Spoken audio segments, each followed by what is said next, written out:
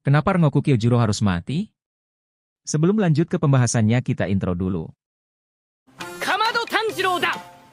Kamaboko Gonpachiro! Dare nanda sore wa? Gugurnya pilar api Kyojuro Rengoku dalam Kimetsu no Yaiba, Mugen Train Arc menjadi salah satu kematian yang sangat membekas bagi para penggemar. Sosoknya memang baru diperkenalkan, tetapi aura positif yang dipancarkan Kyojuro membuatnya begitu dicintai penggemar. Kyojuro gugur dalam pertarungannya melawan Iblis Bulan atas 3, Akaza. Tentunya, itu bukan kemenangan yang mudah bagi Akaza. Bahkan, Upper Moon 3 tersebut mengakui kekuatan Kyojuro dan mengajaknya bergabung menjadi bawahan Muzan. Lalu, kenapa pilar api harus mati di Kimetsu no Yaiba, Mugen Train Arc? Simak sejumlah kemungkinan yang bisa menjadi alasannya berikut.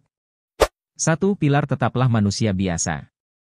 Alasan pertama ialah demi menunjukkan meskipun seorang pembasmi iblis telah mencapai peringkat tertinggi di korps, yakni Pilar atau Hashira, tetap tak mengubah kenyataan bahwa mereka hanyalah manusia biasa. Sebagai manusia, ada beberapa aspek atau takdir yang tak mungkin bisa dihindari, misalnya energi yang terbatas. Sekuat apapun daya tahan seseorang, tubuhnya tetap bisa merasakan kelelahan dan akan mencapai batasnya jika terus memaksakan diri. Selain itu, manusia biasa tak bisa terhindar dari luka-luka yang didapat selama pertarungan.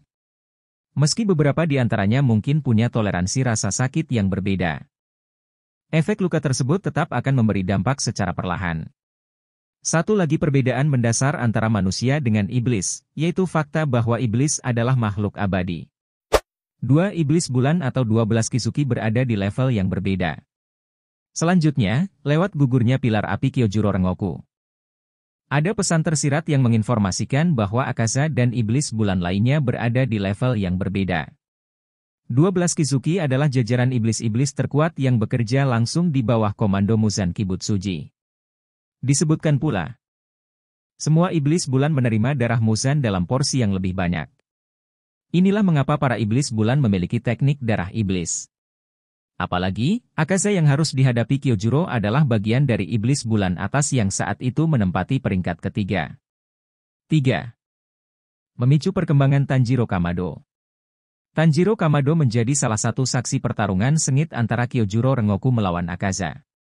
Dia sadar bahwa pertempuran tersebut berada di tingkat yang jauh berada di atas kemampuannya saat itu, sehingga hanya bisa memperhatikan dari jauh. Akan tetapi, ada sisi positif yang bisa diambil dari kegagalan Kyojuro, yaitu membaranya semangat Tanjiro. Setelah menyaksikan sendiri bagaimana sosok yang dikaguminya bertarung dan gugur dengan hormat, Tanjiro meneguhkan tekadnya agar suatu saat bisa membalas kematian tersebut. Untuk itu, Tanjiro harus berlatih giat, melangkah lebih jauh, dan melampaui batasnya sendiri. 4. Secara tak langsung mengembalikan sosok Shinjiro Rengoku. Saat ditemui oleh Tanjiro, ayah Kyojuro, yakni Shinjiro diperkenalkan sebagai pribadi yang temperamental. Ketika melihat Tanjiro dengan penampilan khas berupa anting Hanafuda, Shinjiro marah dan berpikir bahwa Tanjiro datang untuk mengejeknya karena hanya mampu menguasai teknik pernapasan api yang merupakan turunan dari pernapasan matahari. Namun, kepribadian tersebut sebenarnya adalah dampak dari peristiwa di masa lalu, tepatnya setelah kematian istrinya yang bernama Ruka. Sebelum benar-benar tewas, Kyojuro menitipkan pesan terakhir untuk sang ayah melalui Tanjiro. Itulah mengapa Tanjiro pergi menemui Shinjiro. Meski sulit, pesan tersebut akhirnya tersampaikan. Saat itulah ditunjukkan bahwa Shinjiro tidak benar-benar membenci Kyojuro yang bersikeras melanjutkan perannya sebagai pilar api. Setelahnya, Shinjiro mulai kembali ke sosoknya yang asli.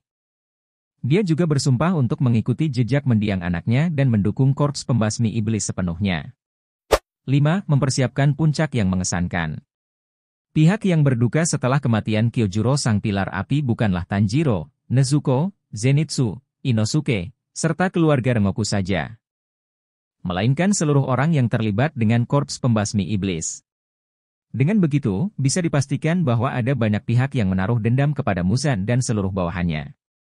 Ini memberikan mereka kesempatan untuk mempersiapkan diri atas berbagai kemungkinan yang bisa saja terjadi di waktu yang akan datang. Kematian Kyojuro sendiri secara tak langsung memberikan kontribusi bagi perkembangan cerita. Terutama dalam serial seperti Kimetsu no Yaiba. Tentu terasa membosankan, bukan? Jika tak ada pihak yang dikorbankan demi menciptakan akhir yang mengesankan. Melihat betapa tangguhnya pilar api Kyojuro Rengoku, mungkin saja dia bisa menang atas Akaza, dengan catatan bahwa dia tidak melalui pertarungan yang melelahkan sebelumnya. Jadi, itulah alasan kenapa pilar api harus mati. Jika kalian suka dengan pembahasan seperti ini, jangan lupa tinggalkan like, komen, dan subscribe-nya. Sekian dari saya dan sampai jumpa di video-video berikutnya.